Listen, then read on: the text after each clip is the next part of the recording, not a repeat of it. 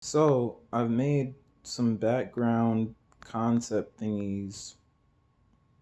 Let's look at them.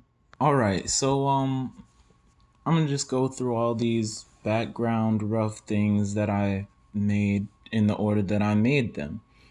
So this first one is just like a flat grass sort of area, and there's mountains in the background. I drew the ground. It's pretty simple. I just kind of drew a line across. I drew some stuff on top of the ground, got grass, there's a flower, a single flower. And then I just made two triangles in the back for the general mountain shape. And I wanted to do something a little more interesting with it because I thought the mountain, like, it was cool looking, but it was just really flat and there wasn't a whole lot going on. So I thought of Death Mountain. If you ever played like a Zelda game, there's a place called Death Mountain, and at the top of the mountain, there's always like a ring-shaped cloud around the top of the mountain. And I was thinking of that, but I was like, I can't just copy that. That'd be so obvious. It'd be so lame. Everybody would be like, what a talentless, not creative hack. So I said, what if I took that cloud and put it around the whole mountain? So instead, I have like a swirly cloud coming from the top that goes all the way to the bottom. It's pretty cool.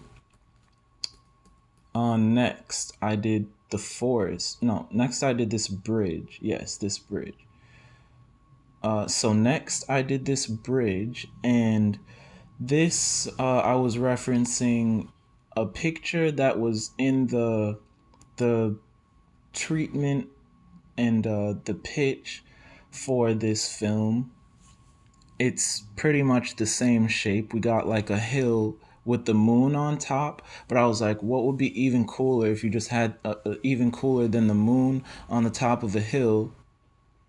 Something cooler would be if you had two moons. So I said, what if I just make the hill a bridge and I just put the moon under the bridge as well, reflected in the water? Now we get to have like two nice bright thingies, and the one on the water will be all ripply and stuff. It'll be wicked cool. Next, I did the forest. With the forest, I was also referencing some stuff that was in the treatment for the short film. But like in that picture, all the trees were just kind of lines. They almost looked kind of like bambooish, like a bamboo forest sort of thing. They were all like really thin and tall. But for this one, I went with more like just spooky dead trees sort of thing. I got one broken tree in the background, a couple of really big trees, and it's meant to look kind of foggy. And I've also got like these neat little glowing floating things that are just in the air because that's always a good time. Next is the throne room. The throne room is pretty simple. It's just a throne, a little like gate or sort of velvet rope thing to keep people from getting too close to the king. Like you can't go past that line. And then there's two like lantern torch lamp thingies up on the wall. Just for, I don't know, some kind of different tone in there. Because, we don't want it to look too flat. And finally, I feel like this one I had sort of an idea for before I actually even started making it. This is like the dragon's den. It's in a cave, as you can see. We got stalagmites and stalactites.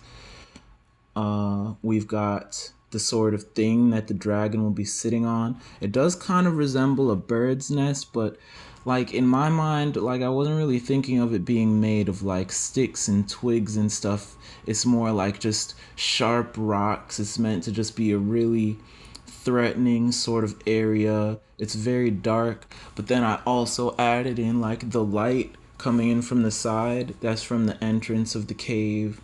I think that this will look really cool. I tried to use like the stalag whatever is in the walls of the cave to like frame how the shot would work, but yeah, that's all subject to change at this point. Those are all the backgrounds I've done sort of these rough planning thingies for. There's 5.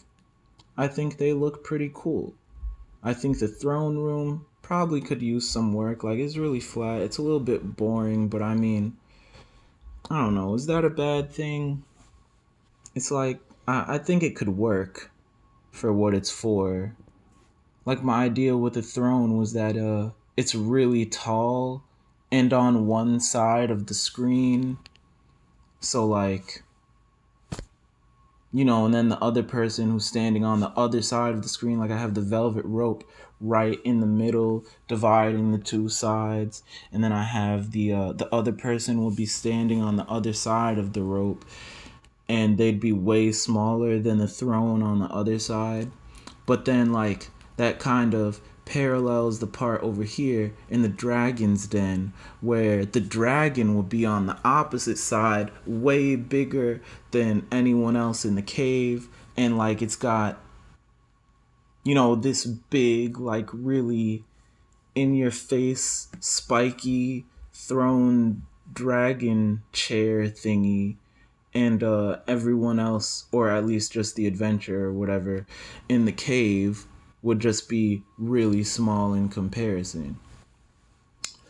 Saying all of this out loud, I mean, I feel like I'm encroaching a little bit on the director role, but I don't know. I guess I'll talk with the director about it and see what she thinks. So that's all from me today. Check back for more another time. Next week, in fact. Uh, yeah. And then I'll have more updates on how the film is going.